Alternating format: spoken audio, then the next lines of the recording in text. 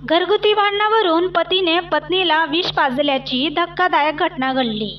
ही घटना नेमकी कुठं आणि कशी घडली हे संपूर्ण प्रकरण पाहण्यासाठी आत्ताच आमच्या यूट्यूब चॅनलला सबस्क्राईब करा आणि समोरचे बेल बटन प्रेस करा, जेणेकरून असेच नवीन व्हिडिओ सर्वात आधी तुमच्यापर्यंत पोहोचतील। ही घटना बीड जिल्ह्यातील गेवराई येथे घडली। कोमल आणि नागेशचे 7 वर्षापूर्वी लग्न झालेले होते।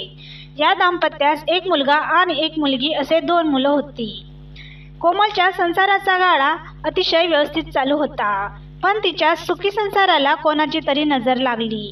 कोमल आणि तिचा पती नागेश यांच्यात घरगुती कारणावरून सतत वाद होऊ लागले। गुरुवारी 27 तारखेला नेहमीप्रमाणेच त्यांच्यात वाद सुरू झाला। या वादातून पती नागेश याने कोमलला बळजबरीने विष पाजले आणि कोमलचा मृत्यू झाला।